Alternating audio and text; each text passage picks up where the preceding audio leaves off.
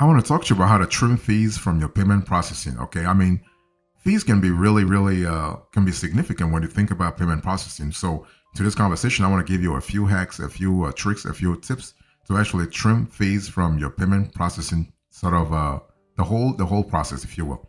So, here's a prologue here. So, as a business owner, you worry about inflation, that's for sure, right? A possible looming recession, who knows? Labor shortages and supply shortages, we get it. As a small business serving other small businesses, it really has to, like, it's one of those things where you have to care about whether your business or B2B or B2C. You have to think about cash flow management, cash inflow versus cash outflow. So as a consumer, you might already be cutting out coupons, taking the bus to save on gas or parking, who knows? I mean, you're just trying to save money. So same thing is that whether you're a business owner or a consumer, you're just trying to save money. So when it comes to trimming your payment processing fees, it's all about taking control of your cash outflows. Okay, your revenue is important, and you want to pay attention to your cash outflows. So you might be skeptical when you hear this in terms of your ability to significantly cut your payment processing fees. But one thing for sure, if you don't try, you're never gonna get the results you need. Okay, one thing for sure, you have to really start a conversation with your payment processor. In other words, you have to talk to them. You have to really, of course, you can't just call them and say, I want to trim my payment processing fees. No, there has to be a strategy. There has to be a method. There has to be a vision around all that. You have to contextualize the conversation if you want the provider to really listen to you and really agree to what you're proposing. Okay, so that's the strategy I'm explaining to you. I want to explain to you into this conversation. Now, most people see the expense of accepting payments as a commodity, similar to their insurance or utility bill, and will go with the first provider their bank offers by default.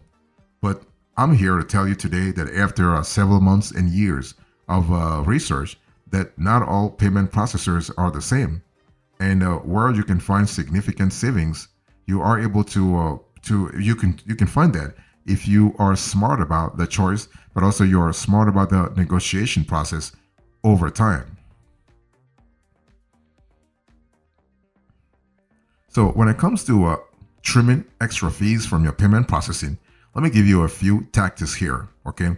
The first thing you want to do is you want to read the fine print before jumping into a contract. See, the whole thing is the fine print is really an area where payment processors, they like to bury like details, and the thing is those details are usually not in the favor of the consumer.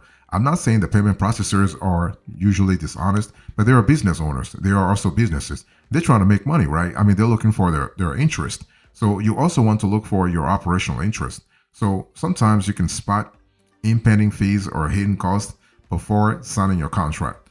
A few terms may be a few terms to be wary of include equipment rentals, early termination fees, the ETFs, and penalties. So make sure you read reviews and the fine print before signing up for a merchant account or switching providers for that matter.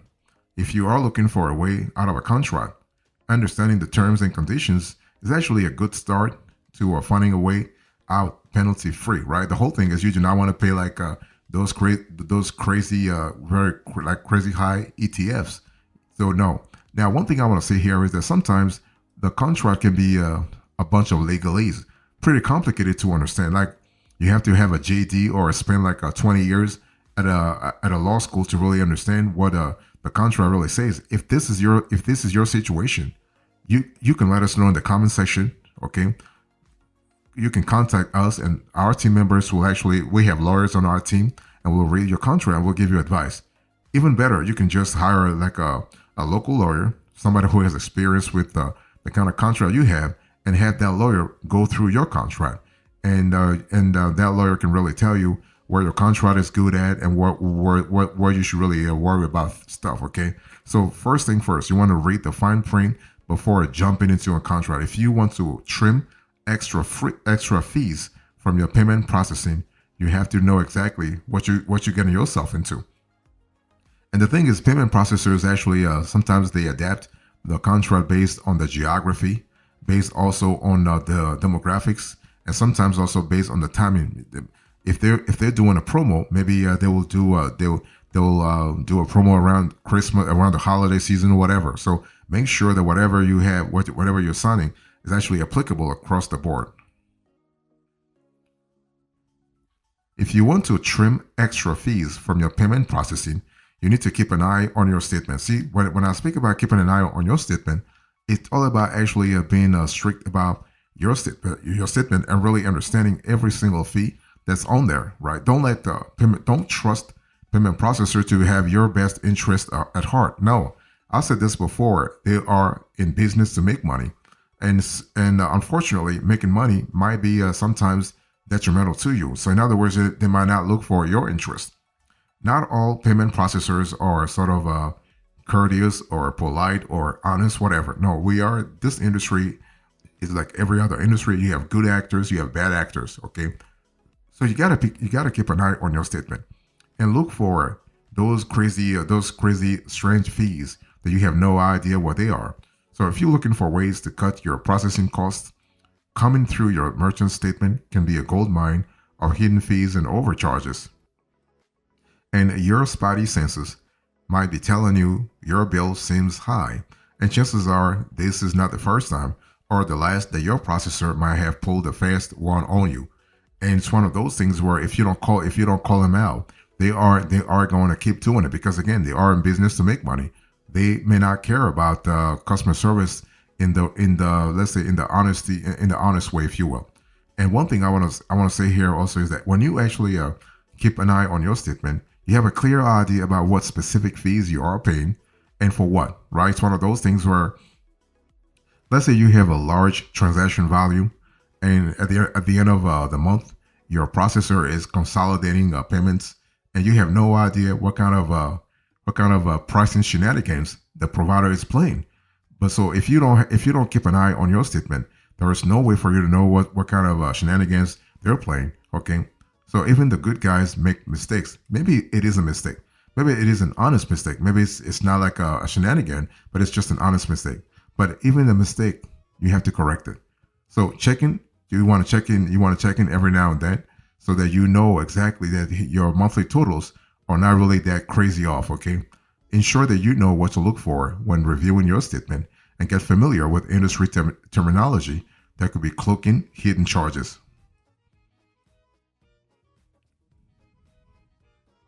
Next, if you want to trim extra fees from your payment processing, I want you to look into interchange pricing. I mean, when you think about interchange pricing, I want you to think about an industry term that a lot of processors like to really talk about and also refer to. But you need to have a clear idea whether or not interchange pricing is better for you, or a flat rate. Okay, so if you like us and you like to be in control of your pricing, and you don't mind digging in a little further to calculate your processing rates, you want to really look at your statement closely. So instead of a flat rate, you can get the wholesale rate with an interchange plus pricing model with a smaller markup. Now the markup, how small the markup is, really depends on your industry, but also on your transactional volume. Okay, so staying up to date with interchange rates can help you take advantage of lower or special rates that other processors don't have access to. See, the whole thing is that depending on your geography, depending upon the transactional volume you have, you might have access to other payment models or pricing models that your competitors doesn't have access to. So it's all about making sure that you're getting the best deal for your business when it comes to pricing. And let me give you one example. Merchants such as you and me can really take advantage of lower rates for tokenized transactions by using a recurring billing tool. All merchants have access to this tool. It's okay. And voila, a merchant may be eligible for a cheaper processing rate. So the whole thing is that if you are thinking about reducing cost and looking into interchange pricing, you got to really ask yourself, what kind of payment processor do you have, or what kind of payment processor do you think of signing up to, and what kind of functionalities does this payment processor have for you, and how can you use those functionalities to reduce cost over the long run? See, the thing is, don't just think about reducing costs in the short run. I want you to have a long-term view. I want you to have a scalability view, and so that's going to help you, because your transaction volume might double, triple, quadruple, or quintuple in a few months. So that's why you want to focus on scalability.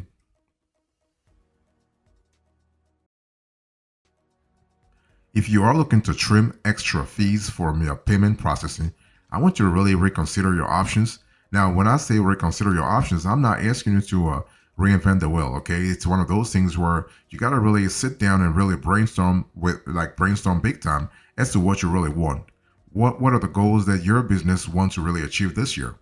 Many businesses, and this is something that's really crazy that we found out after years of research. We found out that many businesses don't spend a lot of time considering who they will choose to accept payments through. That's kind of crazy, but it can be really complicated and time consuming to compare options.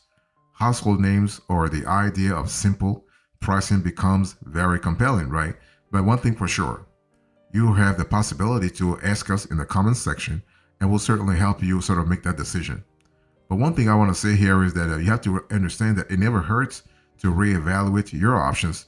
In other words, to reconsider the processor you currently have and see if this still getting the job done. You might already know you are being fleeced just by by that sinking pit in your stomach when you see your monthly statement. Like you see all those crazy amounts that you've been charged, or maybe you are tired of struggling to gain clarification on your like those odd extra charges, those strange charges. Nobody knows. That's what I said a little earlier when I spoke about pricing shenanigans.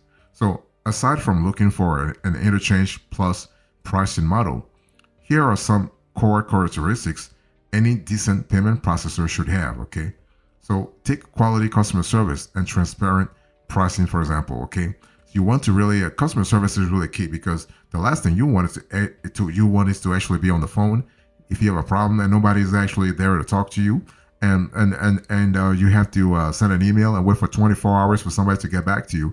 You do not want to have this. That you want to have somebody to talk to you, and the person has to be able to be knowledgeable, and they have to be courteous enough to understand that you are a customer and you are contributing to the company. Okay, so besides customer service, transparent pricing is important also.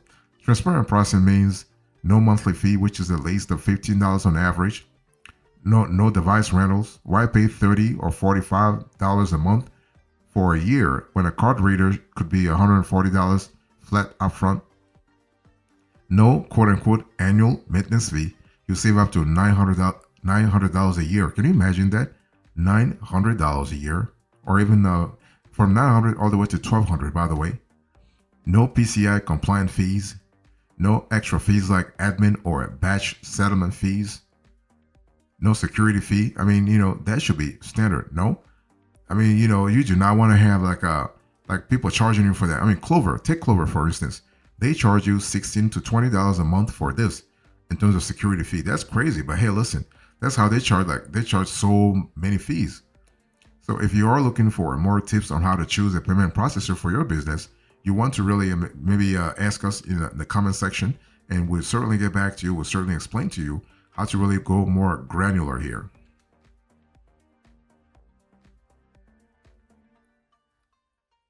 So if you want to trim extra fees from your payment processing, you want to get the scoop on flat rate processors. So besides Interchange Plus, you also have flat rate processors. And the thing is that, this goes back to what I said about pricing transparency, pricing validation, pricing accountability.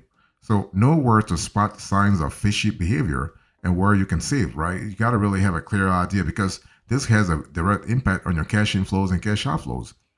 Processors like flat rate merchant service providers are counting on keeping you in the dark by making their model seem friendly and upfront. Businesses like knowing how much they can expect to pay every month and are willing to pay a premium for it. But if you are actually watching this show and are looking to cut costs, switching pricing models might be the easiest tip yet. Okay, let me break it down for you. Why am I saying that? Well, not only are you paying a premium, but processors who offer subscription or flat rate pricing won't pass on the interchange cost savings when rates become lower, meaning their costs go down, but yours stays the same, right? You are basically paying the same amount. And so if you are willing to pass up on the savings, know that even though those might seem simpler to understand, even flat rate processors may still be charging you hidden and extra fees. So this is really something to really think about, okay? And if you are unsure which pricing model your current payment processor uses, or let's say you are curious about the options you have, just watch a show that we have actually focused on pricing tiers on a different show. Let us know. We'll just send you a link. And you just go watch that show and have a clear idea what we're talking about. This will give you more ideas. So the 5 things you want to do, I just want to recap real fast here. The 5 tactics when it comes to trimming extra fees from your payment processing. You want to read the fine print before jumping into a contract. You want to keep an eye on your statement. You want to look into interchange pricing. You want to reconsider your options. And you also want to get the scoop on flat rate processors. So let me give you a few, some extra info here. So when you think about trimming extra fees from your payment processor, you have to really understand that it's all about convenience. It's all about accountability, but it's also about affordability, okay? Sometimes even reading over last month's statement can seem like a task in itself, but if you are willing to put in a bit of elbow grease, you can find impactful ways to save. So this is one of those things where you have to see what works for you. But again, I want to say that when you are looking for ways to save, you have to understand that the provider that you're speaking to has to understand that you are contextualizing your conversation. In other words, you are negotiating a reduced rate, right? You have to contextualize the conversation. He or she, the provider, has to understand where you're coming from and why you want to really reduce rates. Like if you say, for instance, I want interchange plus versus flat rate, you have to contextualize the conversation to give the provider some kind of background about your thinking process, so they know where you're coming from. Okay, and so accepting payments is a utility that most businesses like yours and mine need to pay. But it doesn't mean that there aren't ways to find savings and cut your costs.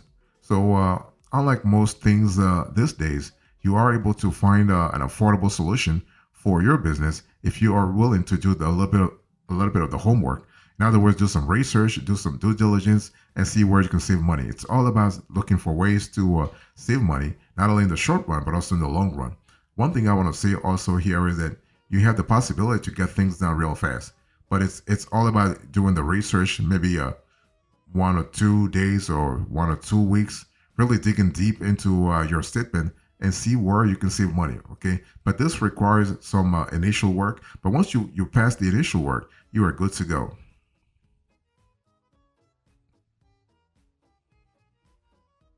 So here's an epilogue into this conversation. I spoke to you about how to trim extra fees from your payment processing. I give you the prologue, the tactics, the extra info, and now the epilogue. Thank you so much. God bless you. I'll see you next time. Until then, remember, stay marvelous.